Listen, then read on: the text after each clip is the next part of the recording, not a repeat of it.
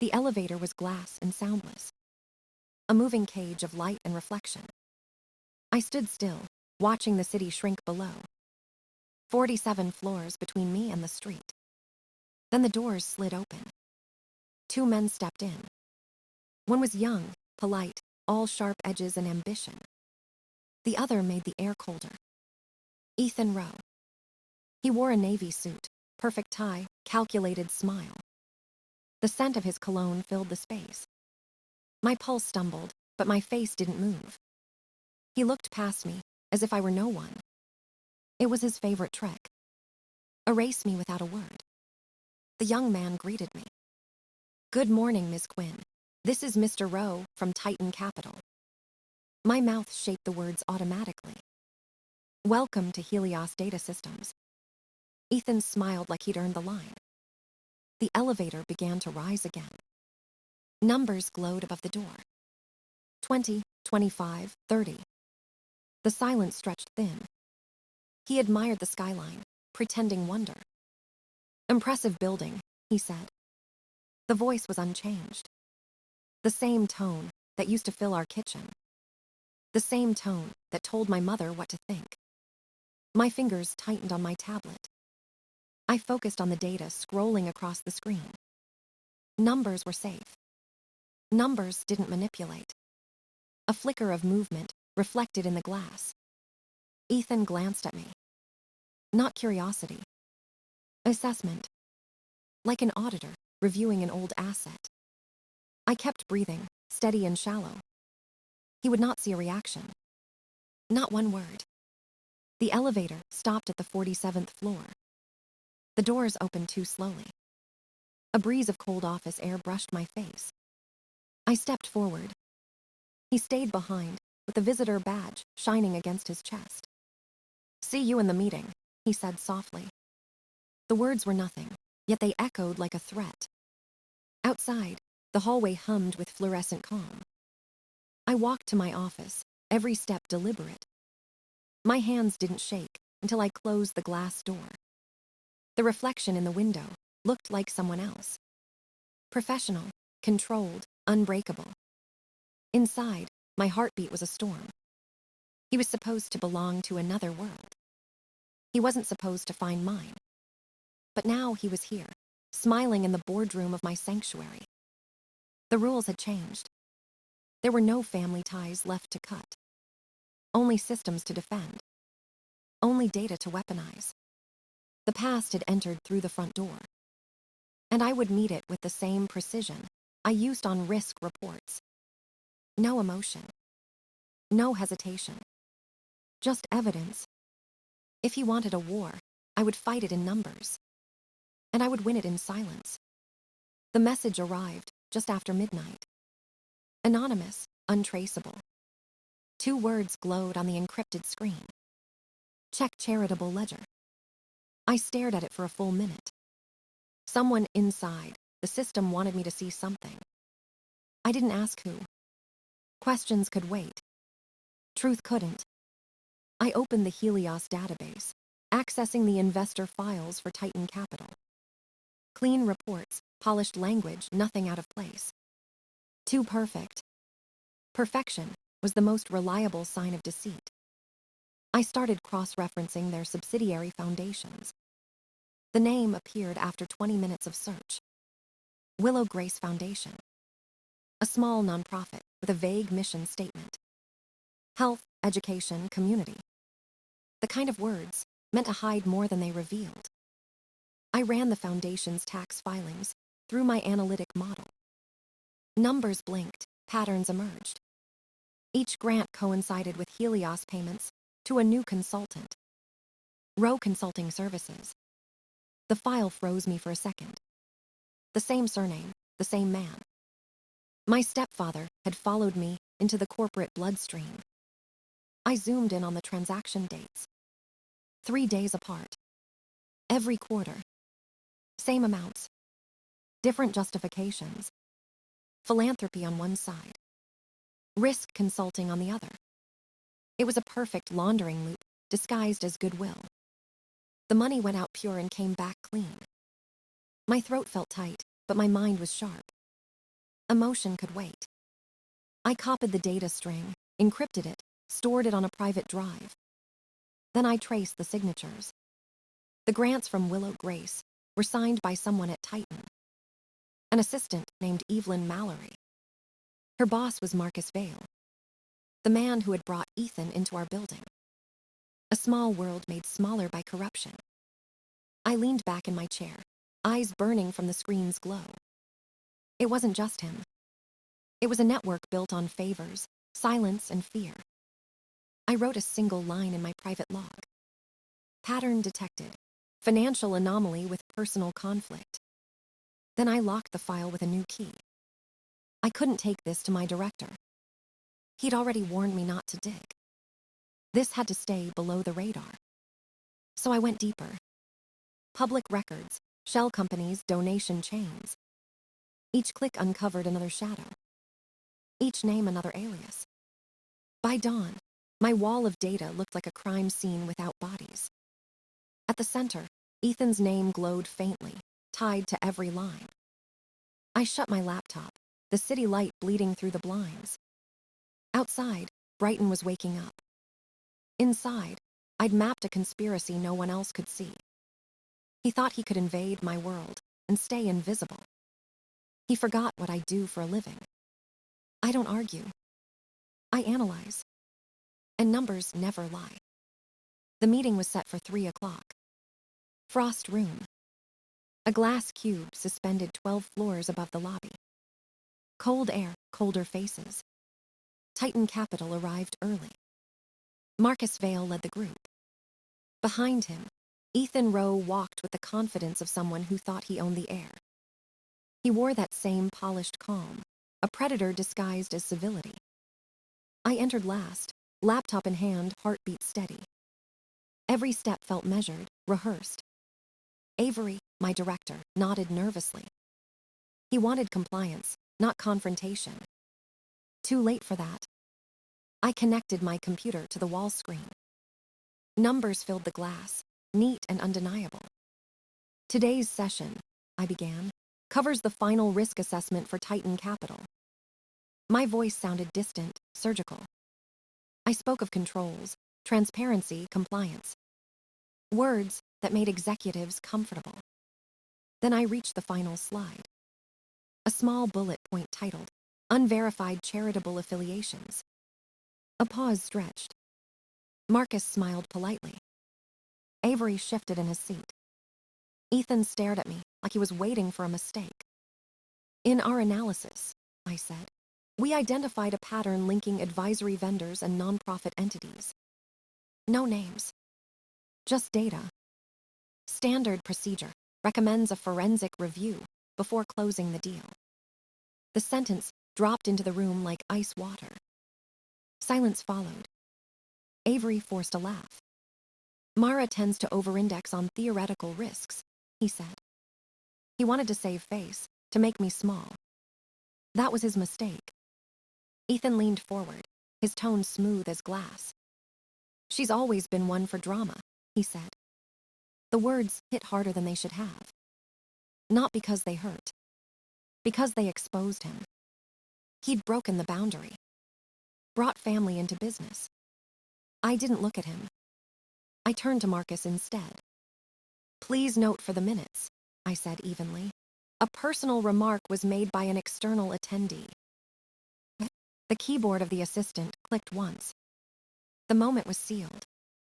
Marcus's jaw tightened. Avery went pale. Helena, the CFO, shut her laptop with a sharp snap. The meeting dissolved into false smiles. Thank you, everyone, she said quickly. We'll review internally. One by one, they left. Ethan lingered, just long enough to look at me. No smile now. Only calculation. I gathered my notes, slow and deliberate. Before leaving, I placed a small silver USB drive on the table. Label, minutes copy A. It was empty. A trap disguised as routine. Someone would take it. Someone always did. Outside, the corridor hummed with the sterile calm of corporate order. Inside, the war had shifted again. He wanted to humiliate me. He wanted to own the narrative. But I just turned him into a variable, a data point in a larger equation. And equations always balance in the end. The email arrived before sunrise. No name, no company header. Just a simple subject line. Clarification on meeting minutes. Inside, polite phrasing disguised intent. They wanted me to rewrite the record. Replace external influence observed with contextual discussion. Turn facts into fog. It was clumsy, desperate. I smiled without humor. They were trying to clean fingerprints from the crime. I clicked reply. Added 2 recipients. Marcus Vale from Titan. And the legal department of Helios. Then I typed 1 line. All future correspondence regarding meeting records must go through official counsel. Send. Within minutes, my internal chat blinked. A message from Sarah Jennings, General Counsel. Her words were not a question.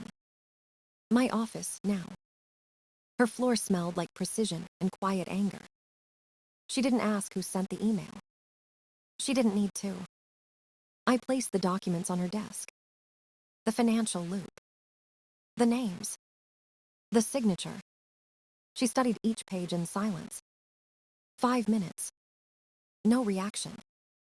No mercy. When she finally spoke, her tone could cut glass. You work for me now. The authority in her voice was absolute. Collect everything. Every invoice, every transfer, every message.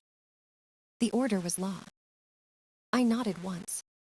The investigation had shifted from internal suspicion to sanctioned war. Back at my office, I accessed the restricted archives.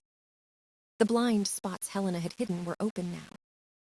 Every file, every approval chain. The network unfolded like a map of deceit. The same P.O. box appeared again and again. Rowe Consulting. Willow Grace Foundation. Identical address. Identical pattern. Titan paid the foundation. The foundation paid him. Helios paid his firm. A perfect triangle of fraud. I documented every connection. Every timestamp. Every cent. No narrative, no emotion. Only data. I found the name on the grant authorizations. Evelyn Mallory. Assistant to Marcus Vale. Her signature tied Titan directly to the scheme. The system that funded my stepfather's power was built from silence and paperwork. But numbers told the truth when people wouldn't. At 2 a.m., I finished the report. Risk score, 0.92. Critical. I sent it to Sarah's secure inbox with 1 line. Pattern confirmed. Conflict of interest active. The office was empty. The city outside was an ocean of light and indifference. I leaned back in my chair. For the first time in years, the quiet didn't feel safe. It felt like the breath before an explosion. They would come for me next. I wasn't afraid. Fear was just noise. I had proof. And proof was a weapon sharper than any threat. Helena called at 9 sharp. Her voice was tight, metallic. Mara, remove the new line from your report. It's misleading. I knew which line she meant. Material conflict of interest. The one that named Titan's Charity and Rowe Consulting in the same breath. I kept my tone flat. The data is accurate. Her silence cracked, replaced by anger. You're jeopardizing $1 billion deal over a coincidence. It's not a coincidence, I said. It's a pattern. Another pause, long and heavy. Then she spoke through clenched teeth. That's a direct order from your CFO. I leaned back, staring at the city through the glass wall. Then here's my direct response, I said. Under Section 9.4, Whistleblower Protection, I'm not obligated to comply. Silence again. Then the line went dead. The war was no longer hidden. 10 minutes later, a new invitation appeared on my calendar. From Marcus Vale. Subject, coffee. Location, the Paragon Cafe across the street. He wanted to play diplomacy. I accepted. At 3:00 p.m., I walked into the cafe. He was already there, 2 cups waiting. "Mara," he said warmly. "Let's keep this friendly." I didn't sit until he gestured. He leaned forward, elbows on the table. "You're smart. We see potential in you." He smiled like a recruiter. "This situation with your family, with Ethan, it's unfortunate." I said nothing. He took my silence as permission to continue. "We can make it disappear. Cleanly, all of it." He lowered his voice. "Family problems shouldn't ruin your career. We can help each other." I pressed the small recorder in my pocket. Its red light blinked once. Policy allowed recording if announced. So I gave him the courtesy. "For accuracy and compliance," I said quietly. "This meeting is being recorded." He blinked, realizing the trap. Too late. The smile faltered. He sipped his coffee to hide the panic. "Let's not make this adversarial," he murmured. "I'm offering you a chance to be reasonable." I stood. "Reasonable doesn't mean corrupt," I said. His hand twitched, wanting to grab control back. But the game was finished. I left him with his untouched coffee and empty promises. Outside, the afternoon air felt sharper. I walked back to my office, the recorder warm in my palm. 14 seconds of audio. Enough to destroy them all. Back at my desk, I encrypted the file and logged the timestamp. 4:17:32 p.m. Evidence secured.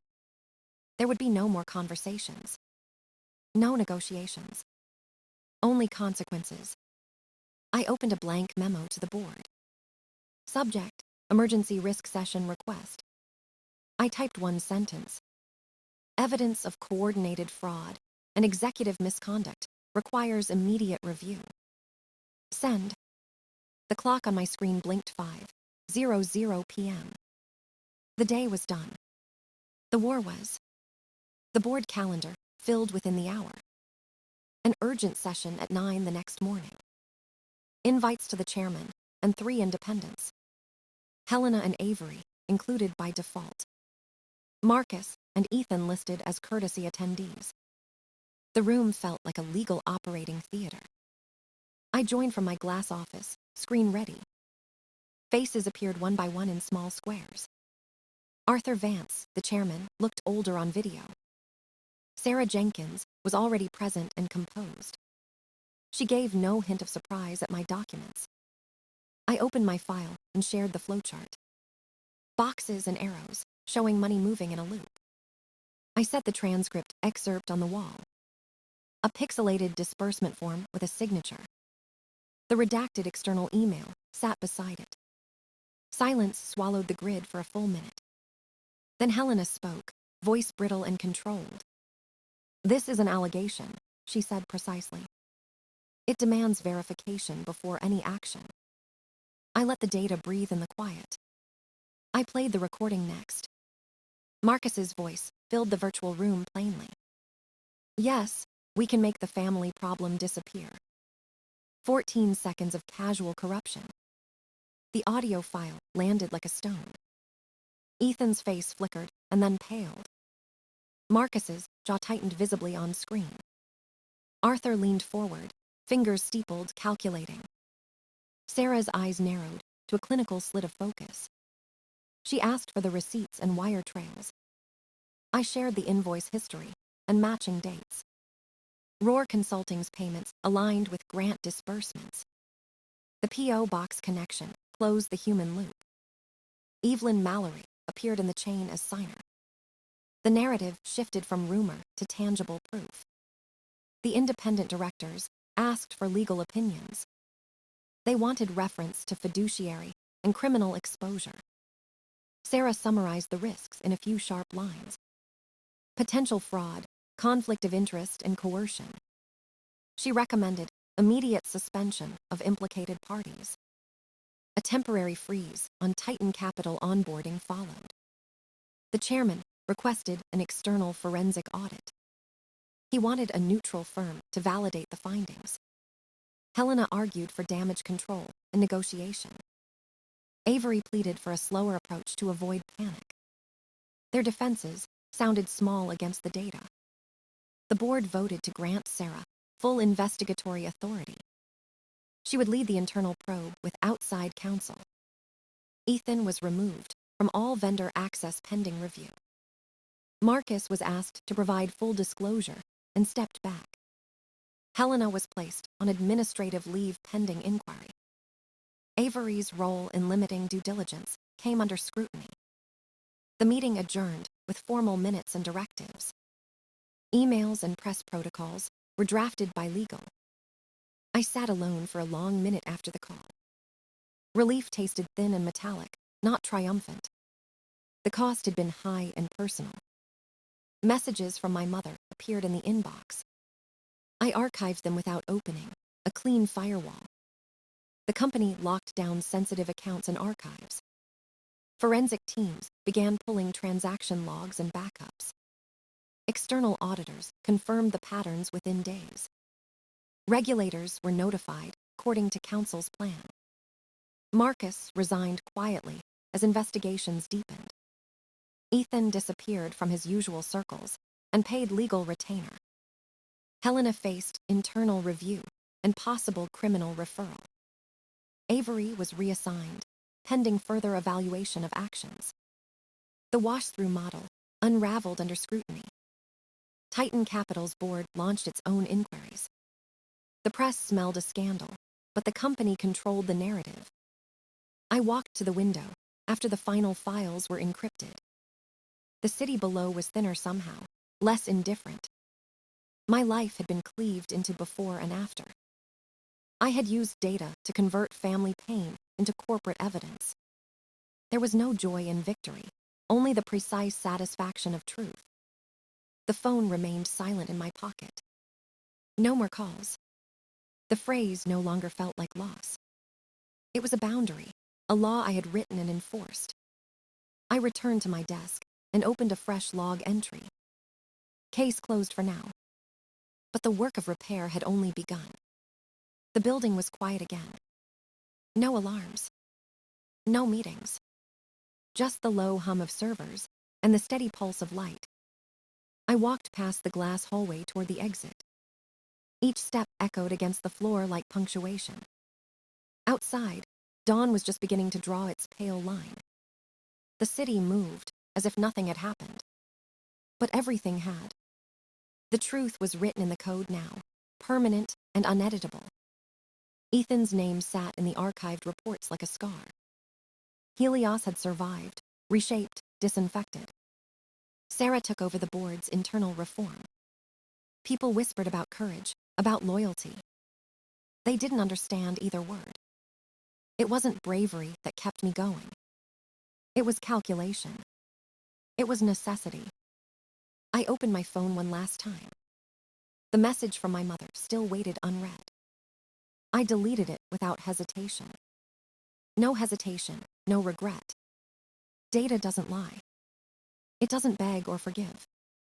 It only records what happened. And what happened was enough. I stepped into the morning air, unburdened. No more calls. No more noise. Only silence and finally control.